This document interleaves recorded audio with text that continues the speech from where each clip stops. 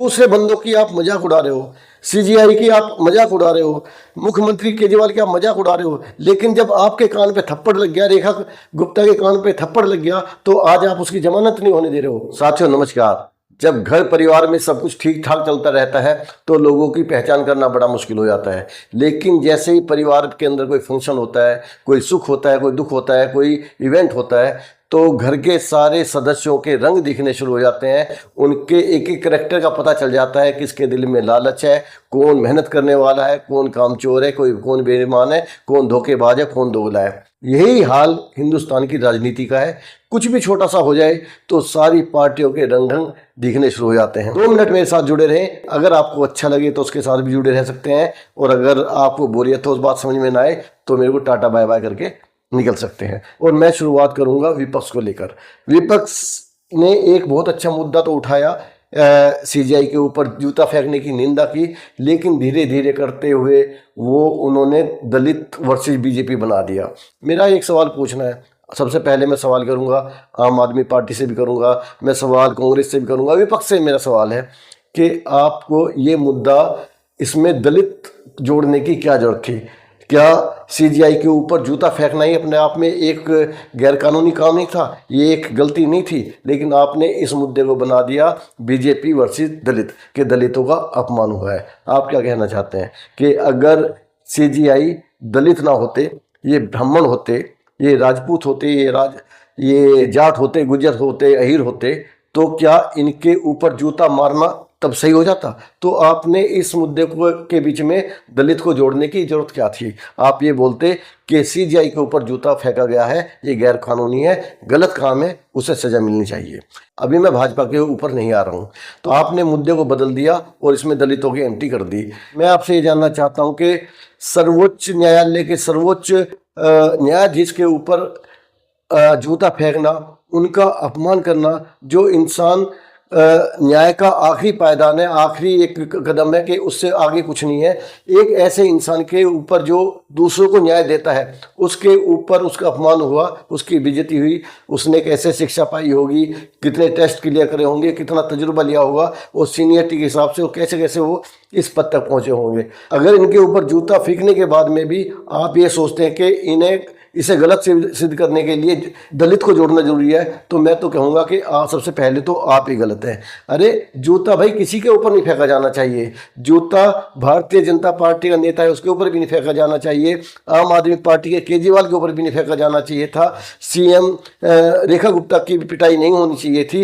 ये गलत है और ऐसी परंपरा का आपको हमेशा विरोध करना चाहिए। ये मैं बात करना चाहता था विपक्ष से। मैं आपका साथी, आपका भाई ओमवीर देशवाल, अपने चैनल पर आपका स्वागत करता हूं। अगर आपको कुछ अच्छा लगे तो कमेंट करके जाएं, एक लाइक दें, सब्सक्राइब करें, तो आपकी बहुत बहुत मेहरबानी होगी। अब मैं अपनी बात को लेकर चलता हूं भारतीय जनता पार्टी के पास कि भाई अगर आपको हिंदुत्व की राजनीति करनी है करिए, अगर आपको सनातन धर्म की राजनीति करनी है तो करिए, लेकिन गलत चीज का तो कम से कम आप विरोध कीजिए। आपको ऐसी क्या पड़ी हुई है?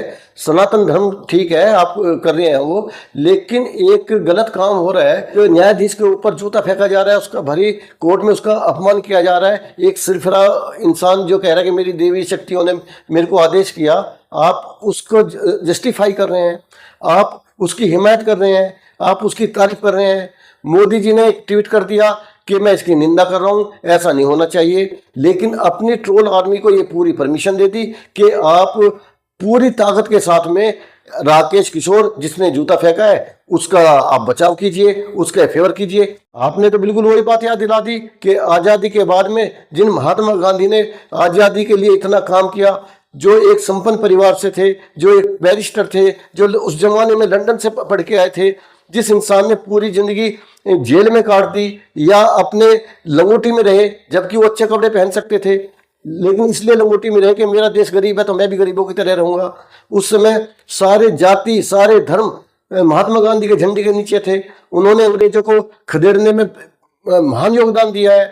ऐसे आंदोलन कैसे अंग्रेज गए हैं, अंग्रेजों भारत छोड़ो नारे से वो गए हैं।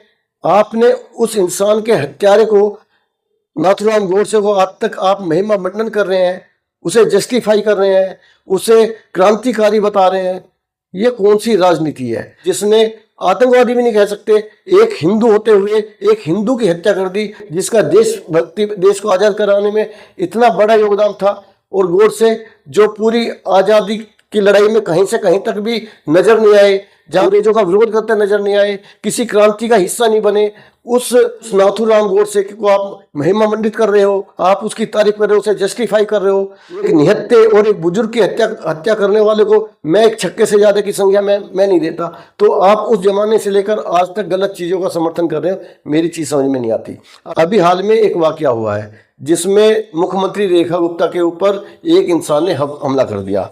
हमला नहीं किया, बल्कि सुनने में आया है कि बाल भी पकड़े हैं, उनकी गर्दन को टेबल पे रखा है, कुटा है, अच्छी तरह से कुटाई करी है।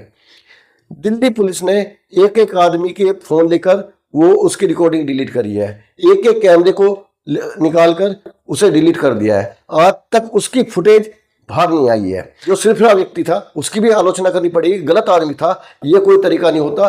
वो आज भी जेल के अंदर है। मैं कहता हूँ कि जेल के अंदर उसे होना चाहिए। एक सीएम के ऊपर के साथ इतनी अभद्रता करेगा तो उसके साथ में एक्शन होना चाहिए, उसे जेल होनी चाहिए।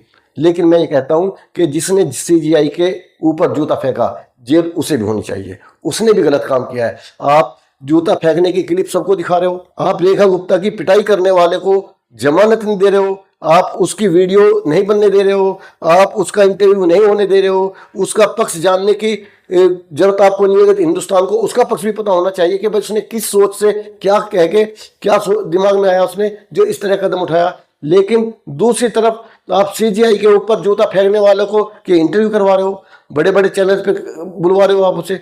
तो इस तरह का जो ये आचरण है ना, दोगला आचरण, ये भारतीय जनता पार्टी को कभी ना कभी नुकसान बनाएगा।